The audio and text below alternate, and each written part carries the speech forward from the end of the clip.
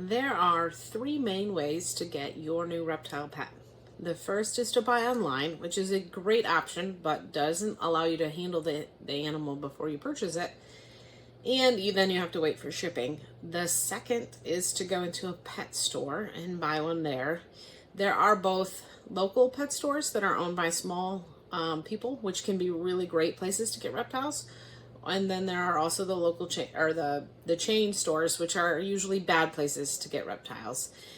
The third option is to go to a reptile show or expo. And today we're going to talk all about buying a reptile at a reptile show. Reptile expos are held all over the country, and each one is a little different. And when you go into the Reptile Expo, you will be seeing all these different tables and booths, and each one is owned by its own, or rented by a company or a small business, usually a very small business. And there are multiple different kinds of vendors that you may see at a show. Um, in many cases, you'll see animals displayed on tables in deli cups like this one. This animal actually came back from our show yesterday, and each person is going to have a different method for how they label that. Some don't label them at all, and that can be confusing if you don't know what kind of animal you're looking at. And others label with marker or tags of different sorts. And then there are also acrylic displays that some people have where you can, they're very beautiful and you can see the different animals that they have for sale. In general, there are also different types of people that you'll have there. So you'll have small breeders like me who the majority of the animals on the table are things that they have bred. They may have a few things that they purchased over the years available as well. And then you have a group of people called distributors, and they're going to buy animals from other places and then resell them. And they often get a really bad name. One of the things that they do is they'll buy bulk from a breeder. So, like I was talking to a distributor yesterday, and he was buying everything that a hognose breeder had. And so every time that hognose breeder had things for sale, then he would call up the distributor, and the distributor would buy him out, and then he would resell those animals on the table. Distributors often have a wide variety of wild caught animals as well because they will also buy from importers. And so it is important for you to know if the animal that you're looking at is wild caught and or captive bred, especially for things that um, you will be taking home. Dealing with a wild caught animal is different than dealing with a captive bred animal. Then the third category of people that you may see at the shows are actual pet shops, and they often have a lot of different things for sale, including like dry goods and enclosures. And they may also have some animals that they purchased from their sources. Oftentimes, these are real small and local shops, though some of them will travel a couple of hours away to get to an expo.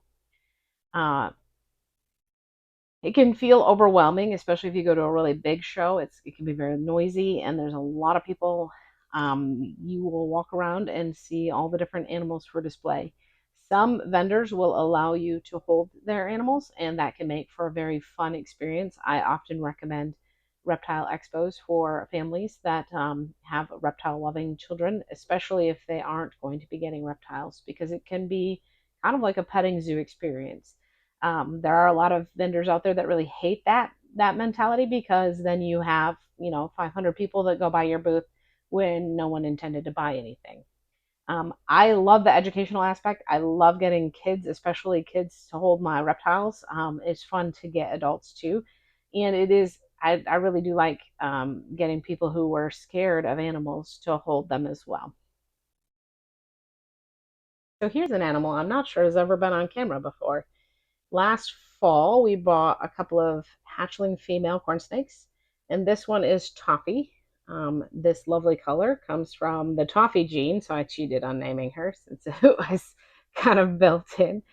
And when she gets big enough, which will take quite a while, we'll be pairing her into the with one of the scaleless boys so that she will be able to put Toffee into scaleless. I'm hoping for a lovely tan colored um, scaleless snake with that. And So, when it comes to holding animals, there will be some that will allow you to hold their animals, whether or not you're purchasing them. And there will be people who will only let you hold their animals if you're going to purchase them. And then there's a third group of people who won't let you hold their animals at all. And the reason that there are differences is because there is a risk of getting germs, particularly like viruses and mites, are two really big concerns that you can get from a reptile expo by allowing people to handle your animals. Most people who are going to have you handle their animals are going to ask you to use hand sanitizer before you do so, which is a good practice, but oftentimes a gecko or a snake isn't going to stay just on your hands. So there is still going to be risk because the animal is going to touch your clothes.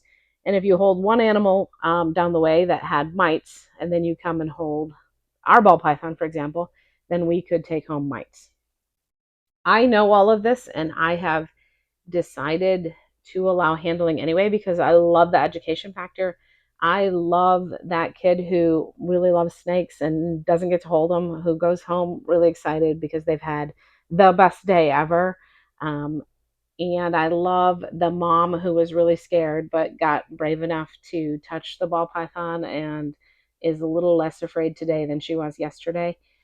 I love all of that. So I have decided that we would accept the risk of having people handle our animals. The other vendors at the show, some of them don't know of the risks, and that is why they allow handling. And then others have decided that it's not worth the risk unless you're going to buy, or it's not worth the risk at all. So you just have to be very polite and respect each vendor's feelings on that matter and enjoy the show, whether or not you get to hold anything. Um, there are always cool things to see. You will see animals that you've never heard of, and you will see animals in a variety of colors that you didn't know existed, and it's a lot of fun. So, the things that you should know when you're shopping there is that it is a really good idea to ask any questions that you have before you leave the table. The one thing that I see online in some of the groups that I'm in is that a lot of people forgot who they bought the snake from or who they got the gecko from, and they have questions that they should have asked at the table. And so it can be hard to know what questions that you should have asked, especially if you're making an impulse buy. So going in with a plan to buy a ball python is going to be better than going in with no plan and then ending up with a ball python. You'll be able to ask the questions that you had before you went to the show if you've planned ahead. Oftentimes, it can be really hard to plan ahead, though, and hard to avoid impulse buys. And a number of vendors are going to encourage you to make impulse buys. It's hard not to because you want your animals to sell and go to new homes. I think that impulse buying a crested gecko and a gargoyle gecko is fairly easy because you can go home with everything that you need and they will do just fine. Going home with everything that you need for a different animal can be, a different story. Um, I impulse bought a chameleon from PetSmart and I went home with a chameleon kit. The pet store said that it was everything that I was going to need. And then I found out that nothing in the chameleon kit is actually good for the chameleon and we had to start from scratch. And with the chameleon, he doesn't have that long that he can hang out in bad care and be okay because they're very sensitive. So there's definitely a difference between impulse buying different types of animals. So the Reptile Expo is a great place for you to ask your questions, and especially if you're going to make a purchase, you are definitely welcome to ask questions, even if you aren't going to make a purchase. But the more that you're likely to make a purchase, the kinder it is to the vendor because the vendor's working really really hard. I don't know if you can tell, I'm a little hoarse today because I talked so much the last 2 days that my voice is a little tired and my throat is a little sore. So, it is also a really good idea to make sure that you have taken a card or another piece of identifying information from the buyer or from the vendor that you bought from, so that if you do need to get in contact with them, then you have a way to do that. It can be hard to make sure that you have put that somewhere safe, but it really is a very helpful thing for you down the line. If you have any specific questions about your animal, or if anything goes wrong, then you know who to contact. I have it can be confusing as to where you got it from. I've had people contact me thinking they bought something from me because they had my card or my pamphlet, and then they definitely didn't buy it from me because I didn't even have those animals for sale. So, and then I'm like, I'm sorry, I can help you with basic questions, maybe depending on the species, but it definitely isn't, my leopard gecko that you purchased because I don't have any on the table. Um, the I also recommend that you take a moment before you like handle anything and before you decide that you're going to purchase from a vendor to make sure that the animals on the table look really good. Each show is a little different as to how good their staff is at making sure that there aren't sick animals on the table, but you do want to be taking home, animals that are really healthy, and it can be really a really good resource just to make sure um, that the animals are looking good. And I know that it can be hard, like if you don't know what an animal's supposed to look like. Um, I didn't realize how skinny baby leopard geckos can be. Baby ball pythons are also pretty skinny, so it can be like, is that animal healthy or is it just too skinny?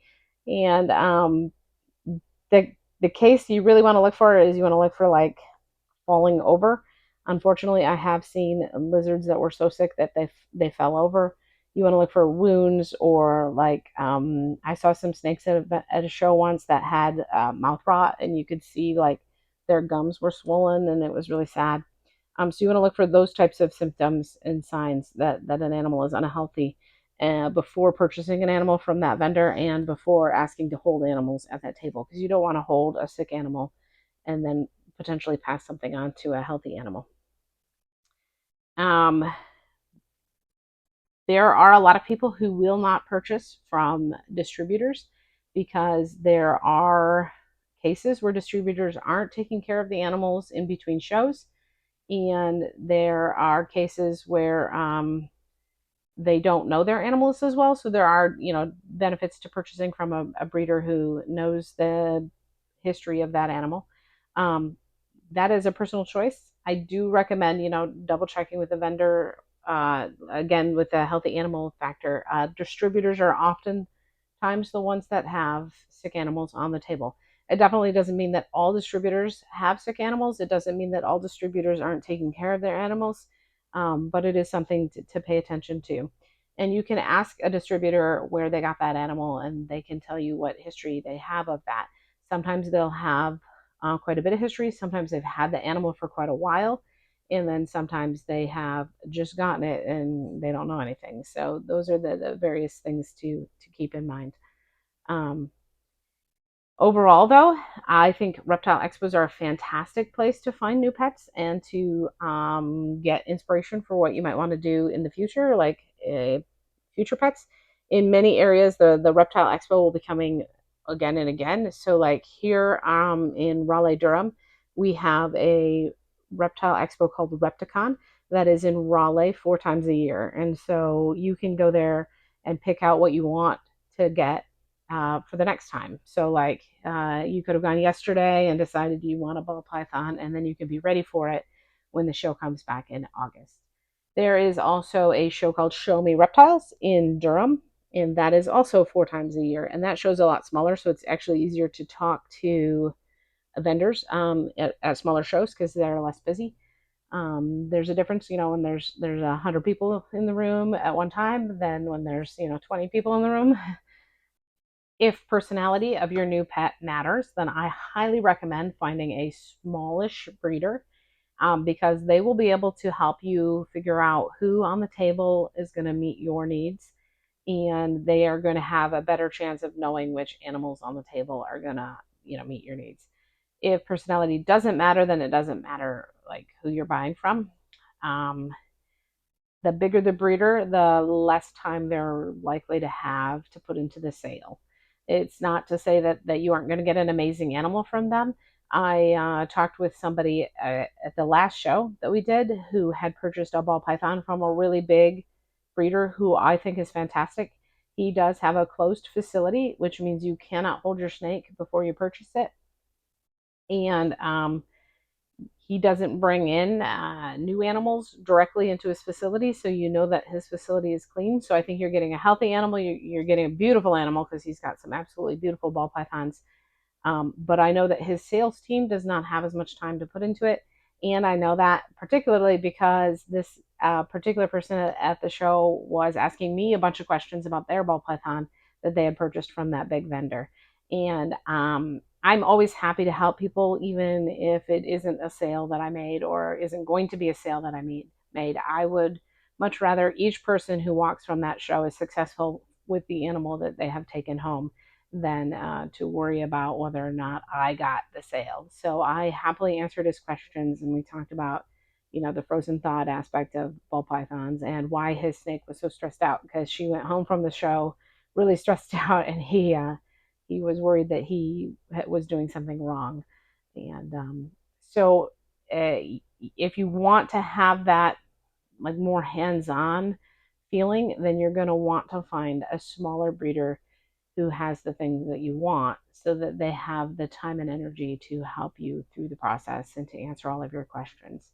They're going to be the person that can answer your text message in 6 weeks and figure out how to help you.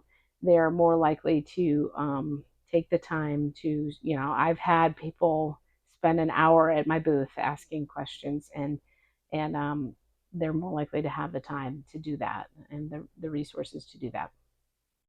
So, buying at an expo is a great way to go. And I'm so glad that you made it all the way through this video. I hope it was educational and informative and not too terrible. It would be great if you took a moment to subscribe, to like the video, and it would be even better if you spent some time to watch some of the other videos coming up. So, I have my egg counter at the end of this video, so you can see our new egg count, and exciting things are happening here on the breeding front. And the next video that I recommend that you watch is the one on buying reptiles online, because there's a lot of things to take into mind, and it's good to know the entire process if you're going to consider buying an animal online. Have a great day.